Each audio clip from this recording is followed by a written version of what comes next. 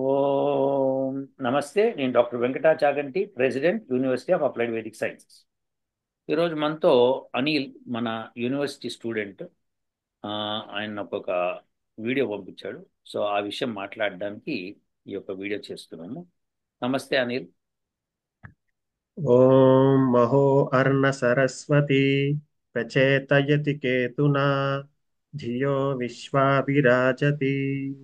ఓం నమస్తే సార్. నమస్తే అందరికి. Wonderful wonderful. Okay, good. So ఇప్పుడు ఈ వీడియో నాకు ఏదైతే ప్రాజెక్ట్ శివోహం వాళ్ళు తయారు చేసింది, అది నదులు మన భారత నైసర్గిక స్వరూపంలో ఉన్నాయి, అది ఋగ్వేదంలో ఇచ్చారు అన్నట్టుగా చెప్తున్నాడు అతను. Yes sir. సో దాని మీద ఏవో నాలుగు మంత్రాలకి నాకు ఆ, అర్థం కావాలి సార్ అని చెప్పి నువ్వు అడిగావు. దాన్ని నేను రెడీగా ఓకే. చేసి పెట్టుకున్నా. ప్లస్ ఏవో ప్రశ్నలు ఉన్నాయన్నావు దాని మీద. సో ఈ ప్రాజెక్ట్ శివోహం వాళ్ళు చెప్పింది, వాళ్ళు ఏమన్నారంటే నాకు అర్థమైనంత మటుకు వాళ్ళు చెప్పిన దానిలో ఋగ్వేదంలో మన భారతదేశంలో నదుల పేర్లు ఇచ్చారు. అంటే అప్పుడు మనకి ఏ నది ఎక్కడుంది ఏమిటి అన్నది కూడా ఇచ్చారు అన్నట్టుగా చెప్తూ అవి జియోగ్రఫీ చూసే ఇచ్చారు.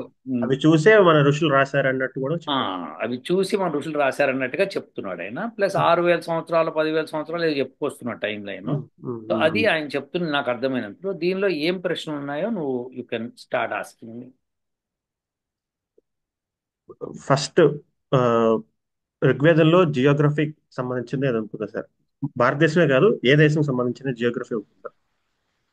ఎప్పుడు వేదంలో పర్వతాల గురించి, నదుల గురించి, లేక్స్ అంటే సరస్సుల గురించి, తర్వాత ఇట్లాంటి చెట్ల గురించి, అన్నిటి గురించి, జంతువుల గురించి, మానవుల గురించి, అందరి గురించి ఉంటుంది. కానీ ప్రత్యేకించి ఒక దేశం గురించి ఉండదు. ప్రత్యేకించి ఒక నది గురించి ఉండదు. ఓకే. ఒక నది ఫలానా నది ఇక్కడ ఉంది అని చెప్పదు. ఉం. సో ఇట్లా అది వేదంలో ఉన్న నదుల పేర్లు ఉన్నాయి, కానీ ఈ నది ఇక్కడ ఉంది ఆ నది ఇక్కడ ఉంది అని చెప్పదు. మీకు ఇప్పుడు ఫర్ ఎగ్జాంపుల్, వేదంలో నీకు ఆకాశంలో చూసినప్పుడు ఈ నక్షత్రాలు మండలాలు ఉంటాయని చెప్తుంది. ఏ నక్షత్ర మండలం ఎక్కడ ఉంటుందో చెప్పదు, అది నీ పని. సో అట్లా అంటే నదులకి పేర్లు ఎట్లా వస్తాయి అని వేదం చెప్తుంది. ఎలా పెట్టుకోవాలి నువ్వు పేర్లు, ఎందుకంటే పేర్లు అన్నీ వేదం నుంచి వచ్చినవి. ఓకే. సో ఎలా పెట్టుకుంటే బాగుంటుంది, ఎందుకు పెట్టుకోవాలి ఆ పేరు అని చెప్తున్నాను. ఓకే. అంటే ఇప్పుడు ప్రెసెంట్ సరస్వతి నదికి ఎగ్జాంపుల్ సరస్వతి తీసుకుంటే, ఉం. ఇప్పుడు ఆ లక్షణాలు వేదంలో తగ్గట్టు ఉన్నాయని చెప్పి సరస్వతి నదికి సరస్వతి అని పేరు పెట్టారా? అంతే కదా. ఇప్పుడు ఓకే. ఏ నది కన్నా వాళ్ళు పేరు పెట్టుకున్నప్పుడు వేదం నుంచి తీసి పెట్టుకుంటారు. ఇప్పుడు ఇప్పుడు విష్ణు అన్న పేరు ఎక్కడి నుంచి వచ్చింది, వేదం. శివ అన్న పేరు ఎక్కడి నుంచి వచ్చింది. వేదం. సో దేర్ ఫోర్ ఇవన్నీ కూడా పేర్లు వేదం నుంచి వచ్చింది. ఓకే. దాని తగ్గట్టు మనం పెట్టుకుంటాం. మనం పెట్టుకున్నాము. ఇప్పుడు దానికి అలా అలా తీసుకొని మనం పెట్టుకుంటాం. కానీ ఇప్పుడు ఎవరో ఒక అతని పేరు శివ ఉందనుకో, అబ్బా ఈ వేదంలో చెప్పారు అంటే ఈయన గురించి చెప్పారు అంటావా? అదే సార్. చెప్పు, అది కాదు కదా. అవును సార్. సో అది వేదంలో ఉన్నది చూసి శివ అనే పేరు ఆయన పెట్టుకున్నాడు, అయితే ఆవిడ తల్లిదండ్రులు పెట్టారు. కానీ అంతేగాని ఆయన శివుడు, అందుకనే వేదంలో ఆయన గురించి రాశారు అంటే ఏమన్నా అనుకున్నారు అర్థం? Yes sir. ఆ, ఇప్పుడు అట్లా రాశారు అనుకుందాం కాసేపు. ఆ వర్ణనలు అన్నీ కూడా ఆయనకి సరిపోవాలి, ఆడ సరిపోతాయి. సో సరే అట్లా. సార్. ఓకే, సో మనం అట్లా తీసుకోకూడదు. ఎవరన్నా తీసుకుంటే తప్పు అవుతుంది. ఇప్పుడు మనకి గోదావరి నది ఉంది, గోదావరి పేరు వేదంలో ఉంది అనుకుందాం కాసేపు. ఉంటే గనక వెంటనే మనం గోదావరి నదిని చూసి వేదంలో రాశారు అనటం తప్పు అవుతుంది. ఎస్. ఓకే. గౌతమి అన్న పేరు మనం తీసుకున్నాం వేదం నుంచి, తీసుకొని పెట్టుకున్నాం అలా. ఉమ్. ఫస్ట్ క్వశ్చన్ జియోగ్రఫీ, సెకండ్ది హిస్టరీ. ఉమ్. ఏదైనా ఒక దేశం యొక్క హిస్టరీ కానీ, లైక్ ఇంత టైం పీరియడ్ ఈ దేశం పుట్టింది అని చెప్పి ఎవరు ఉంటుందా సార్? ఉండదు కదా. ఎస్. ఓకే. ఎందుకంటే వేదం అంతా, వేదము సర్వమానవాళికి ఇచ్చింది కానీ నీకు నాకు ఇచ్చింది కాదు అది. యా. నువ్వు భారతదేశస్థుడు నీకు ఇస్తున్నా అని చెప్పదు. నువ్వు ఫలానా దేశంలో ఉన్నావు కాబట్టి నీ కోసం వేదం ఇచ్చానని చెప్పదు. మళ్ళా కానీ ఉండదు. మన సంస్కృతి కాపాడుకున్నాం కాబట్టి మనం మనం ఆ లీనియేజ్ కింద ఇంకా మనం వీఆర్ ప్రొసీడింగ్. ఎవరికి ఎవరికి కావాలంటే వాళ్ళు ప్రొసీడ్ అవుతూ ఉంటారు. ఇప్పుడు ఫర్ ఎగ్జాంపుల్ అమెరికాలోకి చాలా మంది భారతీయులు వచ్చారు. వాళ్ళలో వాళ్ళలో మేము బ్రాహ్మణులము అని చెప్పుకుని తిరిగే వాళ్ళు చాలా మంది ఉంటారు. వాళ్ళకి ఖచ్చితంగా గ్యారంటీగా ఒక్క ప్రశ్న అడిగామనుకో, వేదాలు ఎన్ని అంటే నాలుగా ఐదా అని మొదలు పెడతారు. So okay. అంటే చెప్పేది ఏంటంటే వాళ్ళు మరీ అంతగా కాకపోయినా ఏమిటి అసలు వేదం అంటే అంటే వాళ్ళకి ఏం తెలియదు, ఎందుకంటే అసలు చదవలేదు, ఒక మంత్రం కూడా రాదు నోటికి. ఏదో చిన్నప్పటి నుంచి నేర్చుకున్న వినాయక పూజ లేదా సరస్వతి పూజలు చేసుకునే మాట్లాడతారు తప్పితే వాళ్ళకి ఏమి అర్థాలు తెలియవు, అసలు వేదము తెలియదు, ఏమీ తెలియదు. మరి అలా వచ్చేసారు కాబట్టి అలా దాన్ని కాపాడలేదు కాబట్టి వాళ్ళు వేదానికి సంబంధించిన వాళ్ళు కాదు. వాళ్ళు ఓకే. ఓకే. బ్రాహ్మణులు అని చెప్పుకోవచ్చు గాక, అది మనకు సంబంధం లేదు. ఓకే. ఇప్పుడు రాజులు ఉన్నారు, భీమవరం రాజులు ఉన్నారు, అందరూ రాజులు చాలా మంది ఉన్నారు. వాళ్ళు రాజులు ఏ దేశానికి రాజులు వాళ్ళు? నా పేరు నరసింహరాజు అంటాడు. ఏ రాజు నాయన, ఎక్కడ రాజు, నువ్వు ఎక్కడి రాజు అంటే అలా వచ్చేసినాయి అంతే. ఇప్పుడు కొంతమంది శాస్త్రి అని పేరు పెట్టుకుంటారు. ఏ శాస్త్రం చదివావంటే ఏమి లేదు. అంటే నేను సరే. మాట వరుసకు చెప్తున్నాను.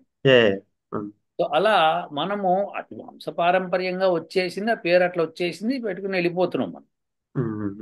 కానీ ఏ దేశానికి సంబంధించిన చరిత్ర కానీ, ఏ వ్యక్తికి సంబంధించిన చరిత్ర కానీ, ఏ నదులకు సంబంధించిన చరిత్ర కానీ, ఏ పర్వతాలకు సంబంధించిన చరిత్ర కానీ, ఏ చెట్టుకు సంబంధించిన చరిత్ర కానీ వేదంలో ఉండదు. వేదంలో ఉండేవన్నీ పర్వతాల గురించి ఉంటుంది, నదుల గురించి ఉంటుంది, చెట్ల గురించి ఉంటుంది, ఆ, మన జంతువుల గురించి ఉంటుంది, వన్యప్రాణుల గురించి ఉంటుంది, డొమెస్టిక్ ప్రాణుల గురించి ఉంటుంది, మనుషుల గురించి ఉంటుంది, ఆడవాళ్ళ గురించి ఉంటుంది, మగవాళ్ళ గురించి ఉంటుంది. సర్వం అన్ని విషయాలు ఉంటాయి. ఓకే. యా. నక్షత్రాల గురించి ఉంటాయి, ఆకాశం గురించి ఉంటుంది, సూర్యుడి గురించి, చంద్రుడి గురించి, గ్రహాల గురించి, వాయువు గురించి, అగ్ని గురించి, నీటి గురించి, పృథ్వీ గురించి సర్వము వేదంలో ఉంటుంది. Okay sir. కానీ ఒక చరిత్ర కానీ ఉండదు. ఎందుకంటే చరిత్ర ఏదో ఒక టైంలో మొదలవుతుంది. అవును. వేదము యా. అనంతం, టైమ్లెస్. టైంలెస్. దాన్ని అలా చెప్పడం అంటే వేదం గురించి తెలియకుండా మాట్లాడుతున్నారు అని మనము అర్థం చేసేసుకోవాలని. Yes sir. యా. అయితే అతను ఇంకో పాయింట్ రైస్ చేశారు సార్. ఆ, ఋగ్వేద కాలంలో ఉమ్. ఆ, ఈ నదుల పేర్లు వచ్చి ఉంటాయి అని. ఋగ్వేద కాలం అంటే what is that time period sir? నేను అదే చెప్పాను ఇప్పుడు, ఇందాకే నీ నోటితో నువ్వే చెప్పావు, అది టైంలెస్. అవును. వేదాలు టైంలెస్. Yes sir. దానికి ఇప్పుడు ఇప్పుడు సృష్టి జరిగింది, సృష్టి జరిగినప్పుడు మానవుడు పుట్టాడు, మానవుడు పుట్టిన దగ్గర నుంచి వేదం ఉంది. సో మానవుడు పుట్టింది 196 కోట్ల చిల్లర సంవత్సరాలు, అంటే ఎస్ సార్. దాదాపు 197 కోట్ల సంవత్సరాలు అనుకోవచ్చు. అంటే సార్. మనం బిలియన్స్ లో చెప్పాలంటే 2 బిలియన్ ఇయర్స్. బి, బితో స్టార్ట్ అవుతుంది, ఎంతో కాదు, B. So 2 billion years approximately. అని దేర్ ఫోర్ దానిలో ఋగ్వేద కాలము, యజుర్వేద కాలము, సామవేద కాలము, అథర్వవేద కాలము ఉండదు. ఓకే. 4 వేదాలు ఒకేసారి నలుగురు ఋషులకి వాళ్ళ మనసుల్లో పరమాత్ముడు ఇచ్చాడు. ఓకే. సో అగ్ని అన్న ఋషికి ఋగ్వేదము, వాయు అన్న ఋషికి యజుర్వేదము, ఆదిత్యుడన్న ఋషికి సామవేదము, నీరసుడన్న ఋషికి అథర్వణ వేదం ఇచ్చాడు. ఇది వాళ్ళ వాళ్ళ మనసులో ఇచ్చాడు అన్న విషయాన్ని అనేక మంది ఋషులు మనువు దగ్గర నుంచి అందరూ సాక్ష్యం ఇచ్చుకుంటూ వచ్చారు. ఓకే. కాబట్టి మనము ఇది ఇట్ ఈజ్ నాట్. అయితే మరి టైమ్లెస్ అని ఎందుకన్నారు? 197 కోట్ల సంవత్సరాలే కదా అంటే, ఆ ఎప్పుడైతే ప్రళయం సంభవిస్తుందో ఈ యొక్క వేదాలన్నీ మళ్ళీ పరమాత్ముల్లోకి వెళ్ళిపోతాయి. మళ్ళీ ఓకే. సృష్టి జరిగినప్పుడు పరమాత్ముడి నుంచి మళ్ళీ వీళ్ళకి ఇవ్వబడతాయి. కాబట్టి వేదములకి, వేదములు అనాది, ఆది ఓకే. అంతం రెండూ లేవు వాటి. కాబట్టి ఏ బట్ ఈ ఈ చరిత్ర ఈ ఉండదు. ఋగ్వేదం అనేది ఇప్పుడు ప్రస్తుతం ప్రస్తుతం కూడా ఉంది కదా సార్? ప్రజెంట్ ప్రస్తుతం లో కూడా ఉంది, ఉంది కదా? ఎప్పుడూ ఉంటుంది. నేను ఋగ్వేదం ప్రకారం నేను ఆ, క్రతువులు చేస్తూ ఉంటాను. ఆ, ఉమ్. యజుర్వేదం ప్రకారం క్రతువులు చేస్తూ ఉంటాను. సామవేదం ప్రకారం క్రతువులు చేస్తూ ఉంటాను. అథర్వవేదం ప్రకారం క్రతువులు చేస్తూ ఉంటాను. 4 వేదాలకు సంబంధించిన నేను క్రతువులు చేస్తున్నప్పుడు ఇది వేదకాలమే. ఉమ్. అంతే ఎప్పుడైనా అంతే. సరే ఎవరు ఉమ్. ఆచరిస్తే అది వాళ్ళకి వేదకాలం ఉమ్. వేదం ఉన్నంత వరకు వేదకాలం. కదా. మరి ఇంకేంటి సమస్య ఎక్కడున్నా? Right. ఎవరన్నా కనుక వేదకాలం అని చెప్పారు అంటే ఇది వెస్టర్నర్స్ యొక్క పోకడలను. Yeah. వెస్టర్నర్స్ వాళ్ళకి తెలియక మన దేశంలో అడుగుపెట్టి ఏదో కొద్దిగా నేర్చుకొని చింపాంజీ లాగా కంప్యూటర్ ముందు కూర్చొని టకటక టైప్ చేస్తుంది చింపాంజీ. అన్నంత మాత్రాన దానికి కంప్యూటర్ సంగతి తెలియదు. ఉమ్. మనం నేర్పిస్తే ఏదో నేర్చుకొని ఇక అది పెద్ద పైల్వాన్ లాగా కూర్చొని ఏదో చేస్తూ ఉంటుంది. కొన్ని కొన్ని ఉమ్. చింపాంజీలు మ్యూజిక్ ప్లే చేస్తూ ఉంటాయి. అన్నంత మాత్రాన వాళ్ళు నారదులు కాదేరు. సరే. సో దేర్ ఫోర్ మనకి చిలకకి మాటలు నేర్పిస్తాము, అది మాట్లాడినంత మాత్రాన అది మనిషి కాదు. ఉమ్.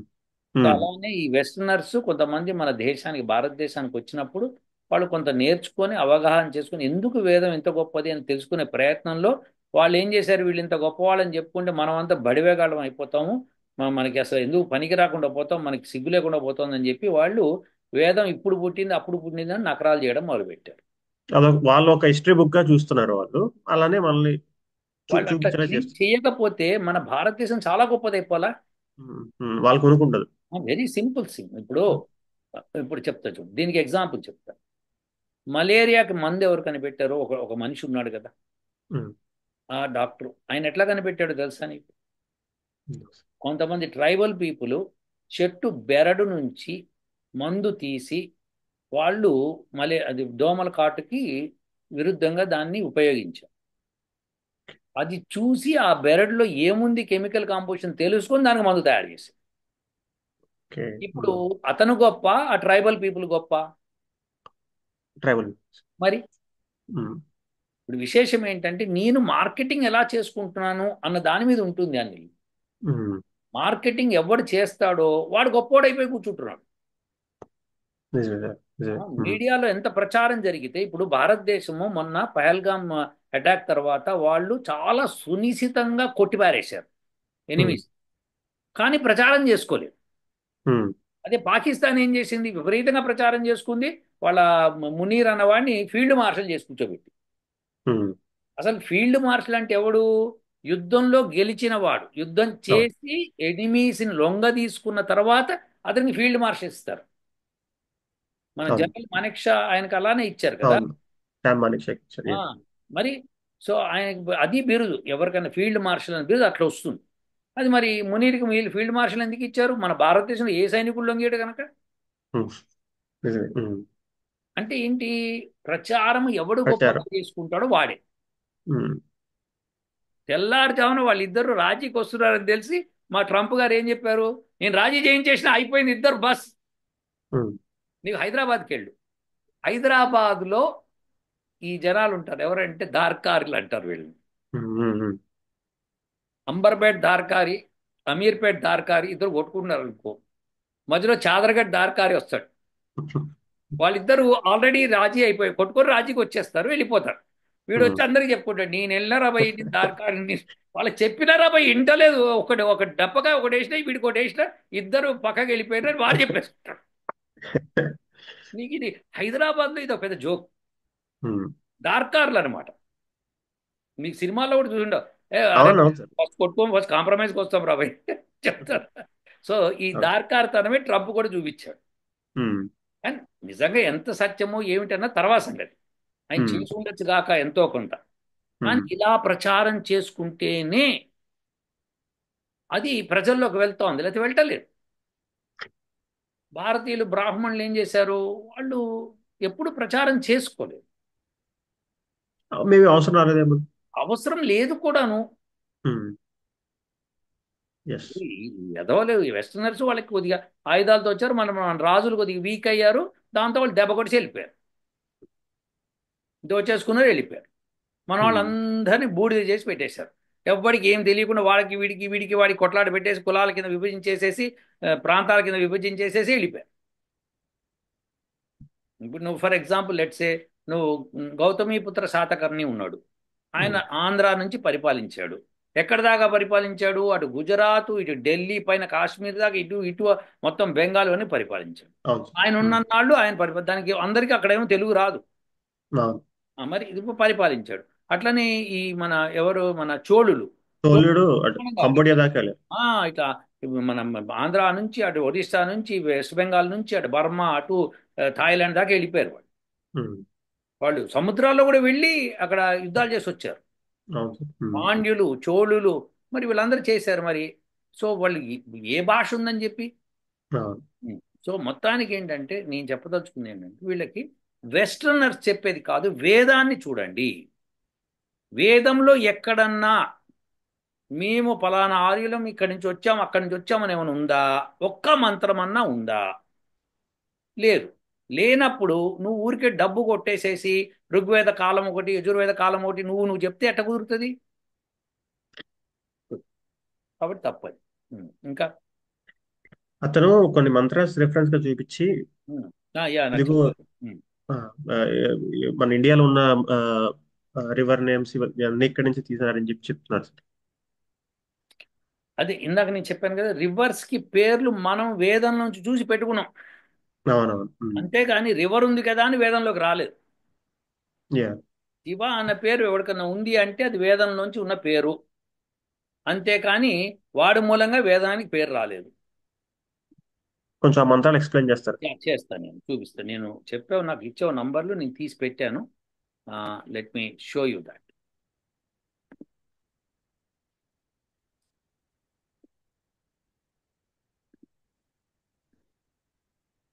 ఇప్పుడు దీనికి నీకు ఈజీగా అర్థాలు తెలుసు కాబట్టి మనం ఈజీగా మాట్లాడుకోవచ్చు దీన్ని. యా. అవును సార్. సో ఇప్పుడు ఇది నువ్వు 1075 చెప్పావు. ఇది 1075 అనేది నదీ సూక్తం. Yes sir. నద్య అని ఉంది. ఓకే. ఓకే, దేవత అంటే నద్య అంటే బహువచనం. నదీ శబ్దానికి బహువచనం. బాగుంది. యా. ఇక పోతే ఇక్కడ ఋషి పేరు కూడా ఇచ్చాడు. ఛందస్సు సింధుక్ష. స్వరహ అని ఇచ్చాడు. ఇప్పుడు దీనిలో ఫస్ట్ మనం నద్య అన్నాడు కాబట్టి నదుల గురించి అని చెప్పేస్తున్నాడు.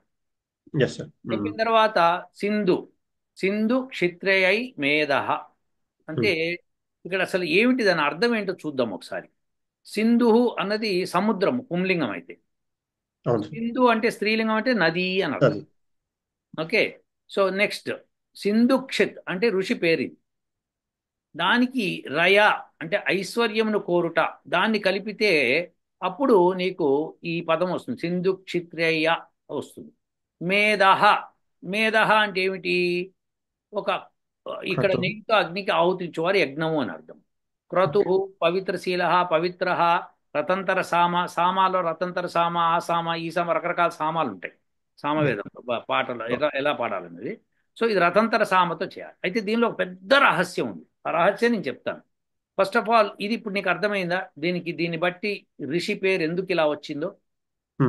So yes sir. అదేంటంటే ఐదర్ నది, నది యొక్క అంటే ఆయన ఋషి, ఆయన పేరు అలా పెట్టుకున్నాడు. ఆయన ఐశ్వర్యాన్ని కోరుతున్నాడు, యజ్ఞం ద్వారా కోరుతున్నాడు. ఓకే. యా. ఆ యజ్ఞంలో రతంతర సామ ఉపయోగించాడు అని అర్థం అనమాట. సో అలా ఉపయోగించి చేస్తాడనమాట హోమాలు. అయితే ఇందులో ఇమం మే గంగే అని ఉంది. ఇమం అంటే నీకు తెలుసు, ఇమం అంటే ఇదం శబ్దములకు ఇదం ద్వితీయ. శబ్దం. అవునా? సో అవును సార్. ఈ కనబడు దానిని అంటే ఏదైతే ప్రత్యక్షంగా మనకి కనిపిస్తుందో ఆ కనిపించే దాని గురించి మాట్లాడటం. Yes sir. ఓకే. ఈ కనబడు దానిని మే నా కొరకు లేక ఇచ్చు పుచ్చుకొను అంటే నేను నీకు ఇస్తా, నువ్వు నాకు ఇవ్వని చెప్పడం అనమాట. ఓకే. ఓకే. సోమం, సోమం అంటే సమూహము, స్తోత్రము, యజ్ఞము అని మనకు తెలుసు. సో ఇమం మే గంగే యమునే సరస్వతి సుతుద్రి స్తోమం సచత పరుష్ణ్యా. పరుష్ణ్యా అంటే దాన్ని విడదీస్తే పరుష్ణి ప్లస్ ఆ అని వస్తుంది అనమాట. అప్పుడు సంధి ఏర్పడి పరుష్ణ్యా ఏర్పడుతుంది. ఇక్కడ గంగే యమునే. ఇప్పుడు గంగే యమునే అంటే గంగా శబ్దం ఉంది కదా, ఆ గంగ శబ్దానికి గంగే ద్వితీయ ద్వివచనం అవుతుంది. లేదు వివచనం కాకపోతే సంబోధన విభక్తి కింద హే సప్తమి గంగే. విభక్తి. అలానే యమునే కూడా అంతే. Okay. Yes sir. Saraswati, Saraswati. Sutudri, Sutudri అంటే వేగంగా ప్రవహించు నది అని అలా. సో సచత పరుష్ణి, ఇలా పరుష్ణికి కూడా అర్థాలు ఉన్నాయి. సో ఇవన్నీ కూడా నదుల పేరు. ఉమ్, అస్నిక్య, మరుద్భృదే, మరుద్ వృధే అంటే మరుత్ గాలితో వృద్ధి నొందునది. యా. ఇలా అన్నిటికి ఇచ్చి శృణుహ్యా, శృణుహి, శృణుహి అంటే నన్ను విను అని చెప్పడం అనమాట. Okay, okay. శృణుహి ఓకే. అంటే నన్ను విను అని చెప్తున్నాం అనమాట. సుషోమయ అని ఇక్కడ అంటే ఏంటంటే సోమాలు అత్యధికంగా నదీ తీరాల్లో ఉంటాయి చూడు, ఆ నదీలకి ఈ పేర్లు పెట్టండి అని ఇది ఋగ్వేదం చెప్తుంది. అంటే ఎక్కడైతే సోమం ఉమ్, ప్లాంట్స్ ఉంటాయో వాటికి నది పేరు పెట్టమని. అది ఓకే. అన్నమాట. ఓకే, ఏవైతే మనకి సోమం వేరు, స్థోమం వేరు. ఇక్కడ మనం యా. సోమం మాట్లాడుతున్నాం. సుషోమయ, ఇదేమవుతుందంటే సంధి కలవడం షో వచ్చేస్తుంది, అయితే సు సోమయ అట్లా అనమాట. సో నీకు తెలుసు సకారము వస్తే కనుక అట్లా అవును సార్. వస్తుంది. సో సుసోమయ అని వచ్చింది. ఇప్పుడు దానికి సోమాలు ఎక్కడెక్కడెక్కడైతే ఎక్కువగా ఉంటాయో ఆ నదీ తీరాలకి ఈ నదుల పేర్లు పెట్టండి, ఇది ఓకే. ఇందులో చెప్తున్నది. సో ఏ గంగే యమునే అని చెప్పుకుంటూ ఈ మంత్రం స్టార్ట్ అయింది. అలా ఇందులో ఎక్కడన్నా ఒక దేశం విషయం కానీ ఒక ప్రాంతం విషయం కానీ ఉన్నదా? లేదు సార్. సో ఇదన్నమాట విషయం. మనకి ఈ ఒక దేశం విషయం కానీ ఒక ప్రాంతం విషయం కానీ ఇందులో లేదు. ఇవి ఇలా పేర్లు పెట్టండి. పేర్లు పెట్టడానికి గల కారణం ఏం చెప్తున్నాడు? సుషోమయ, ఇది వెరీ ఇంపార్టెంట్. తర్వాత శృణుహి, వెరీ ఇంపార్టెంట్ ఇది. నన్ను విను, నా యొక్క స్తోమాల్ని విను. ఇగో స్తోమం. ఓకేనా అనిల్? సార్ సార్ అదే అర్థమైంది సార్. ఆ, సో అది నా స్తోమాల్ని వినమని ఎందుకు చెప్తున్నాం చెప్పు. ఇక్కడ మనం ఏం చెప్తున్నాం? ఇచ్చిపుచ్చుకోవడం చెప్తున్నాం. ఇచ్చిపుచ్చు అదే చెప్. అంటే నా స్తోమాలు నువ్వు విను, నాకు ఇవ్వాల్సింది నువ్వు ఇవ్వు. ఎస్. ఎంత బాగుంది చెప్పు. అవును సార్. ఇది అది సో కూడా యజ్ఞం చేస్తూ. అది యజ్ఞం చేస్తూ. యజ్ఞం నేను ఎందుకు చేస్తున్నాను? సో దాట్ ఆ సోమములను తీసుకొని నేను యజ్ఞం చేస్తున్నప్పుడు నిన్ను నేను పోషిస్తాను. ఏం పోషిస్తాను? ఈ యజ్ఞాలు చేయడం మూలంగా పైనుంచి వర్షాలు కింద పడి నిన్ను నింపుతాయి. అవును. నిన్ను నింపినప్పుడు నువ్వు నాకు ఔషధ ఇవ్వవలసింది గుణం. మంచినీటిని ఇవ్వు, ప్లస్ నాకు మా ప్రజలందరికీ సుఖశాంతులు ఇవ్వు అని చెప్పడం అనమాట. అవును సార్. అర్థమైంది కదా? అవును సార్. Yeah yeah. సో దీనిలో నీకు ఎక్కడన్నా ఒక ప్రాంతం పేరు కానీ ఒక నైసర్గిక స్వరూపం కానీ ఏమైనా ఉందా? లేదు సార్. Very good. ఇప్పుడు నువ్వు నెక్స్ట్ మంత్రం కూడా 1075 6 అడిగావు. సిక్స్. అవును sir. Let see that one also. ఇది 1075 6. ఉమ్, దీనికి కూడా సేమ్ దేవతాదే, ఋషి వాళ్ళే ఇట్లా. సో ఇందులో తృష్ణ అంటే ఎండిన అని అర్థం అనమాట. తృష్ట అంటే ఎండిన. అవును సార్. యా. సో అమయ అంటే చూపబడినది, అంటే అమయ అన్నది అధస్ శబ్దంకి వస్తుంది కదా, అది దానికి చూపబడినది అని చెప్పడం అనమాట. సో ఎండిన ఈ చూపబడుతున్నది ఏదైతే ఎండబడింది చూపిస్తున్నామో ప్రథమం మొదట, అంటే ఎప్పుడైతే నువ్వు ఒక నది ఎండిపోయిందని చూస్తావో, ఉమ్, అంటే ఉమ్, మొదట్లో నీకు అట్లా అనిపించిన వాయువు కొరకు కలిసి వదిలివేయబడిన చక్కగా ప్రవహించు, అంటే వాయువుకి ఎండిపోయింది అనమాట. అంటే వాయువు మూలంగా అది ఎగిరిపోయింది, ఎండిపోయింది. ఎండకి వానకి, ఎండకి గాలికి. దాంతో ఉమ్, రసయ జలములతో తెల్లని నురుగుతో కప్పివేయబడిన గోవులతో నిండి ఉండిన దాన్ని, అంటే ఎప్పుడైతే అది ఎండిపోతుందో గోవులు అక్కడికి వచ్చి అక్కడ ఉన్న గడ్డిని మేస్తూ ఉంటాయి అన్నమాట. So okay. దానికి ఆ నదిని తీరములను శుద్ధపరచు ప్రవాహము, అది శుద్ధపరచు ప్రవాహం అంటే ఆ ప్రవాహం మళ్ళీ వచ్చినప్పుడు తీరాలని శుద్ధపరుస్తుంది. అంటే చెడు గీడు ఏదైతే మలం మూత్రాలు అన్నీ ఉంటాయో అది కొట్టుకేసుకుని తీసుకెళ్ళిపోతుంది. ఉమ్, సో అది యాభిహి వాటితో కలిసి వెళ్ళును అని చెప్తున్నాడు. సో ఇది ఈ మంత్రం యొక్క అర్థం. ఓకే. గోమతీం, ఇది వెరీ ఇంపార్టెంట్. గోమతీం, ఉమ్, గోమతీం అంటే గోవులతో నిండి నిండి ఉన్నదాన్ని. అంటే గోవులు అక్కడ ఎక్కువగా తిరుగుతూ సంచరిస్తూ ఉంటాయి. అంటే ఈ ఉమ్, నదీ తీరాల్లో సంచరింప చేయాలి. శ్వేత్యా అంటే తెల్లటి నురుగు వచ్చే నదులు ఉంటాయి ఆ తీరాల్లో, ఇవి గడ్డి బాగా మొలుస్తుంది అని చెప్తున్నాడు. వచ్చి అవును సార్. కొట్టేసుకుంటూ అక్కడున్న చెడుని తీసుకుని వెళ్ళిపోతుంది. యా. ఓకే. ఓకే. సో అది వెళ్ళిపోవాలి, అది వెళ్ళకుండా అక్కడ నిలబడకూడదు. యమునా నదిలో ఇప్పుడు నిలబడదు, అక్కడ నిలబడకూడదు. అందుకని ఇక్కడ తీసుకుని వెళ్ళును అంటున్నాడు. వెళ్ళిపోతుంది శుద్ధపరచుకుంటూ. ఎస్. ఓకే. సో అటువంటి సింధు అంటే సింధు అంటే ఏమిటి? ఇప్పుడు సింధు అంటే ఏమిటి అనేది వెరీ ఇంపార్టెంట్. ప్రతిదాన్ని సింధు శబ్దంతో చెప్తారు ఇక్కడ, ఓకే. అర్థం చేసుకో. సో ఇది దీనిలో నీకు ఎక్కడన్నా ఒక ప్రాంతం పేరు కానీ, ఒక ప్లేస్ కానీ, ఒక నైసర్గిక స్వరూపం కానీ, భారతదేశం పేరు కానీ ఎక్కడ వచ్చిందా? లేదు సార్. Very good. సో ఇందులోనూ లేదు.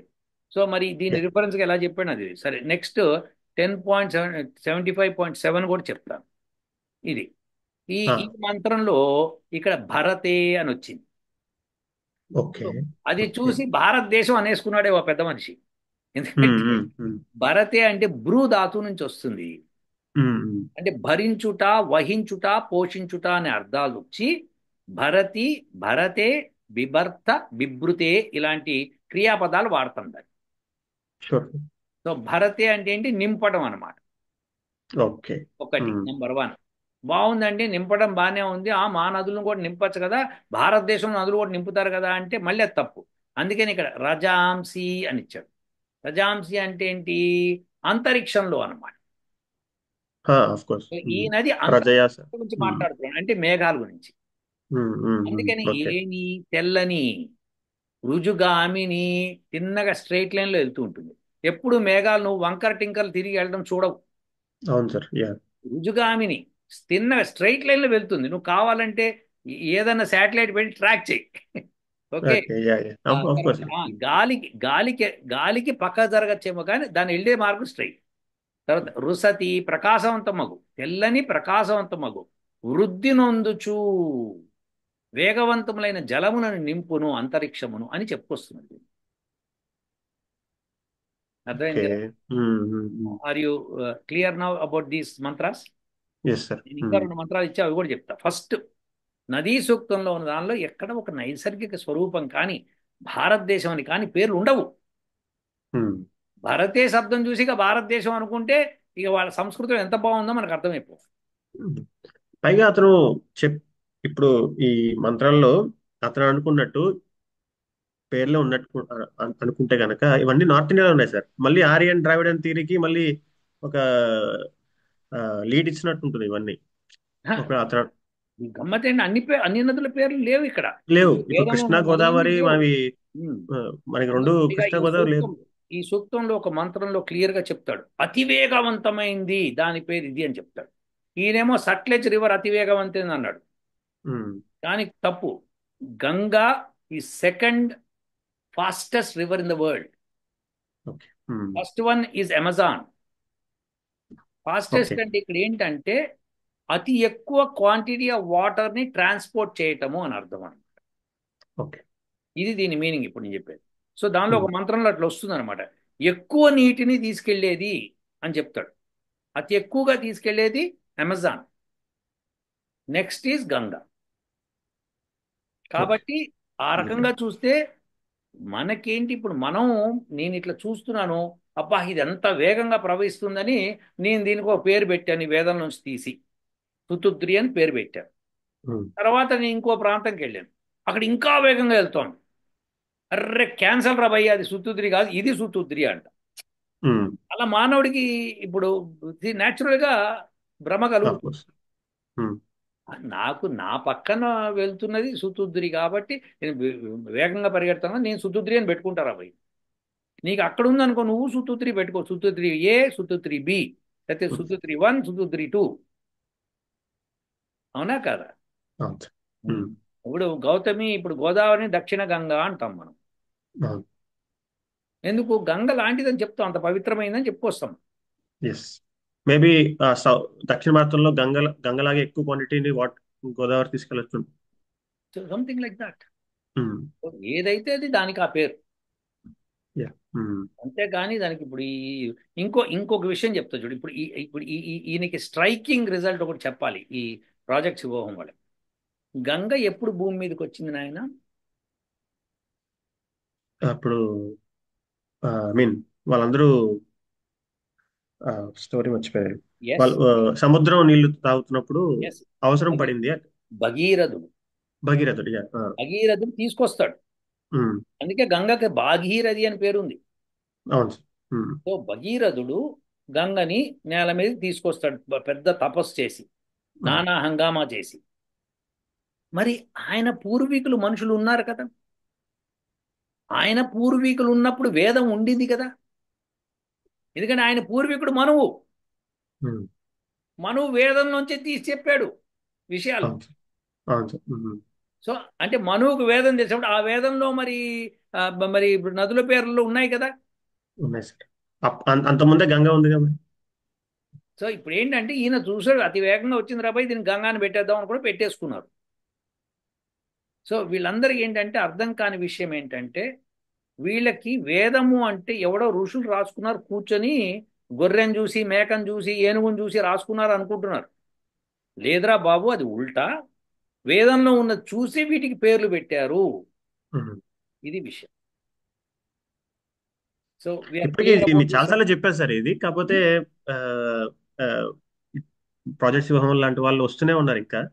వాళ్ళు ఎక్స్ప్లెయిన్ చేస్తూ ఉంటారు. ఇప్పుడు విషయం ఏంటంటే ఎప్పుడు కూడా మంచి చెడు రెండు ఉంటాయి. ఇప్పుడు ప్రాజెక్ట్ శివోహాన్న చక్కగా ఆయన ఏం చేసిందంటే ఒక ఒక యజుర్వేదం మంత్రం తీసుకొని వెనకాల ఒక మ్యూజిక్ పెట్టి డబా డబా డబా మ్యూజిక్ పెట్టుకుంటూ ఒక he brought it into English English channel పెట్టుకొని చక్కగా అది మొదటి నుంచి హీ వెంట్ ఫర్ యునో ఓడి కాల్ ఇట్ జనాల్ని భ్రమ పెట్టించే విధంగా వెళ్ళిపోయాడు. ఉమ్. ఎప్పుడు భ్రమలోకి జనాలు ఎక్కువ మంది జనాలు భ్రమలోనే ఉంటారు. గొర్రెలు అన్నమాట. ఉమ్. గొర్రె కషాయవాడిని నమ్ముతుంది అన్నట్టు ఎప్పుడు కూడా అద్భుతంగా చెప్పేవాడిని నెరేషన్ని తొందరగా తీసుకుంటారు జనం. తప్పదు, సత్యం అవసరం లేదు మాకు. ఇప్పుడు నువ్వు జస్ట్ ఇమాజిన్, నేను మహేష్ బాబు ఫ్యాన్ అనుకుందాం కాసేపు. నేను థియేటర్కి వెళ్ళి కూర్చున్నా. మహేష్ బాబు ధనార్దన్ నలుగురిని కొడుతుంటాడు, ఒకడు బిల్డింగ్ పడిపోతాడు, ఇటు పడిపోతాడు, అటు పడిపోతాడు, అసలు అద్భుతంగా ఫైట్ చేస్తుంటే ఎగిరెగిరి కొడుతుంటాడు. అప్పుడు నేను హ్యాపీ ఫీల్ అయ్యి. అదే కనుక నిజంగా ఎవడన్నా 10 మంది చుట్టూ వచ్చారు, వచ్చి ఇప్పుడు మహేష్ బాబుకి అందరు కలిసి మీద పడిపోతే మహేష్ బాబు కూడా ఏం చేయలేడు. కానీ అక్కడ అందరు మీద పడరు. ఒకడు వస్తాడు తన్నించుకొని వెళ్తాడు, రెండో వాడు వస్తాడు తన్నించుకొని వెళ్తాడు. ఎందుకంటే కుదరదు అట్లా. So um. దే ఫోర్ అదే మహేష్ బాబుని అందరు కొట్టారు అనుకో, నిజంగా ఇది కొట్టారు అనుకుందాం కాసేపు, ఇక్కడ నేను సినిమా సీట్లు చింపేసేసి తెర తగలబెట్టేసేసి థియేటర్ వాడిని కొట్టేసేసి వెళ్ళిపోతాడు. సార్. ఉమ్. సో ఫ్యాన్స్ అలా ఉంటారు. సో విశేషం ఏంటంటే అబద్ధము అబద్ధమే, సత్యము సత్యం. సో మనం సత్యం మాట్లాడతాం, వేదంలో సత్యం మాట్లాడతాం. వేదాన్ని తీసుకొచ్చి గొప్పగా, ఎందుకంటే ఎవడికి తెలియదు కాబట్టి, ఎవడు చదవట్లేడు కాబట్టి, వేదము తెలియదు కాబట్టి వాళ్ళు నిజమని నమ్ముతున్నారు వాళ్ళు చెప్పేది.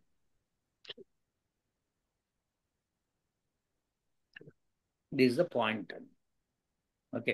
తర్వాత నువ్వు ఇంకొక 2 మంత్రాలు ఇచ్చి అవి కూడా ఇంకా ఫినిష్ యా. చేసేస్తే నీకు ఒక క్లారిటీ ఉంటుంది. తర్వాత మనము వేరే మాట్లాడుకోవచ్చు. యా, సో ఇది చెప్పాను నీకు. ఇంకోటి ఇది ఇచ్చావు నాకు, ఏదంటే అంబి అంబి తమే నది తమి. తమే. ఆ, అంబి తమే, ఇది సూపర్లేటివ్. తల్లులకు ఓకే. ఉమ్. నదీ తమే, నదులకు నది. దేవీ తమే, దేవతలకు దేవి. సరస్వతి, ఈ సరస్వతి అంటే ఎవరని డెఫినేషన్ ఇక్కడ ఇచ్చాడు. ఉమ్. ఓకే. వేదం అంతా సరస్వతి సరస్వతి ఉంది కదా, సరస్వతి అంటే ఎవరో ఇచ్చాడు. అంటే ఈమె నదా అన్న క్వశ్చన్ వస్తుంది.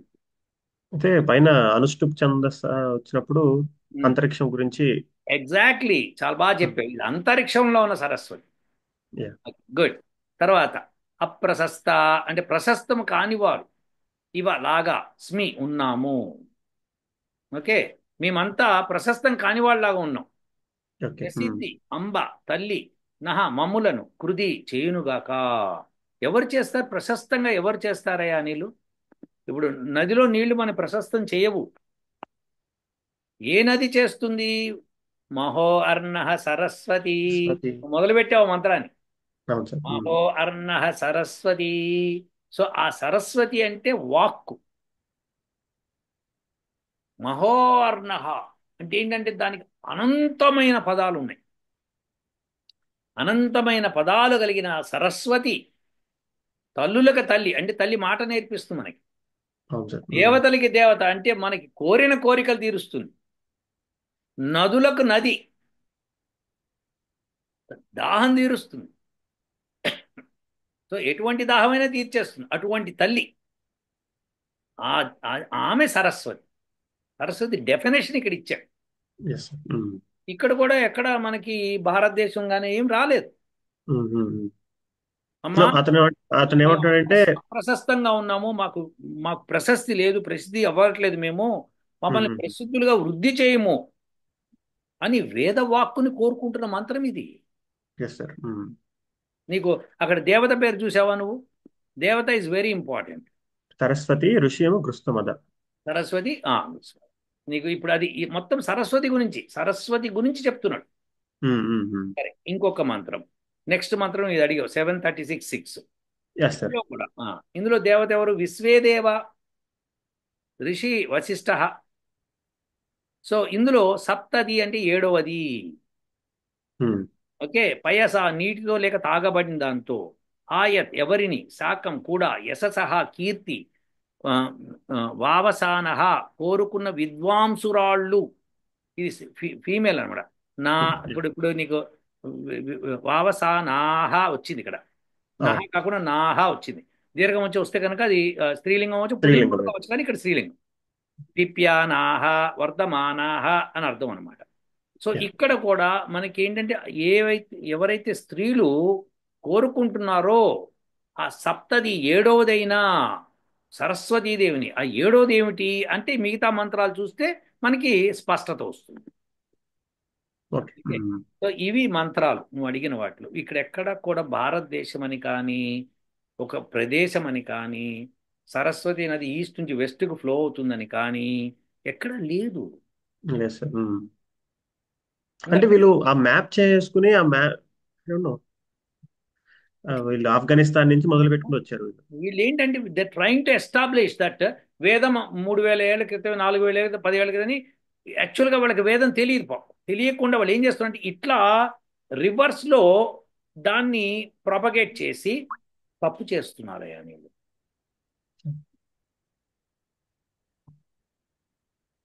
You understand? Yeah. Yeah. So any further questions? ఇంకా అతను చాలా మంత్రాలే రిఫర్ చేశారు సార్. ప్రస్తుతానికి అయితే నాకు డౌట్స్ కొంచెం తీరినాయి. ఆ, ఇంకా ఉంటే కనుక మళ్ళీ కలుస్తాను yeah, sir. That's correct. So ఇప్పుడు ఏ మంత్రాలు తీసుకున్నా వేదంలో ఉండేది నేను మొదటే చెప్పేశాను. వేదము అందరిది సృష్టితో పాటు వస్తుంది.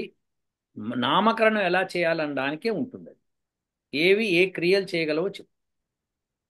సో బాటమ్ లైన్ ఏంటంటే ఋగ్వేద కాలము ఉండదు, ప్రతిదీ ఋగ్వేద కాలమే. అలానే వేదానికి టైం లైన్ లేదు. మనకి భూమి మీద మానవుడు పుట్టిన తర్వాత 196 కోట్ల చిల్లర సంవత్సరాలకి అది దాంతో పాటు వచ్చింది. ఇక్కడ దాకా వచ్చింది, ఇంకా ముందుకు వెళ్తుంది. ఇది వేద లక్షణము. కాబట్టి భరతే అన్న చోట కూడా క్లియర్గా అది భ్రూ ధాతువుతో వచ్చింది, నింపుట. పైగా ఆ మంత్రంలో అంతరిక్షంలో అని చెప్తున్నాడు స్పష్టంగా. ఉమ్. ఇదంతా ఇది మనం గుర్తుపెట్టుకోవాలి. అప్పుడు అంతరిక్షంలో కూడా భారతదేశం ఉందంటే ఇక నేనేం చేసింది.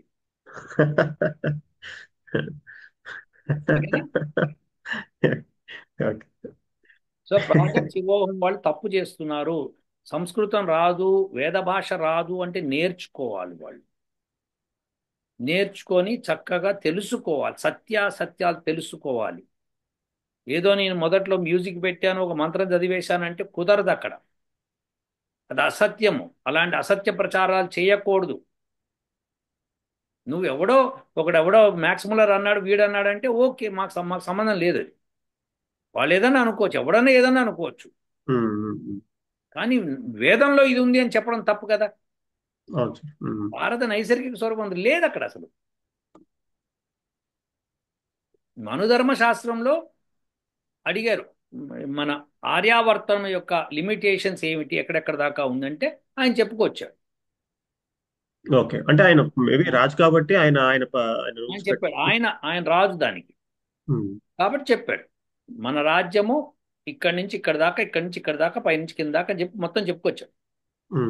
సో అది ఫైన్, ఆయన చెప్పుకోవచ్చు, దాని ఏముంది. ఇప్పుడు అగస్త్యుడిని అడిగాం, ఇప్పుడు రామాయణం అంటే ఏమిటి? అయోధ్య నుంచి టిన్ కింద దాకా లంక దాకా రావటం, మళ్ళీ డడ్డ పైకి వెళ్ళి, ఇది రామాయణం. రాముడు అలా తిరిగాడు, అది మనం చెప్పాలి. Okay Anil, very good topic, very nice. So అందరికీ ఇది కన్ఫ్యూజన్ లేకుండా తెలిసిందని అనుకుంటున్నాను నేను. తప్పకుండా. యా, మీరు చెప్తే ఇంకా తిరిగి ఉండదు కాబట్టి అందరికీ ఆ, ఆ, మాయపోయిందని అనుకుంటున్నాను. Yes, yes, yeah. Next time ఇంకోసారి మళ్ళీ మాట్లాడు. ఓకేనా? Okay. Okay. Thank you Anil. ఉంటా మరి.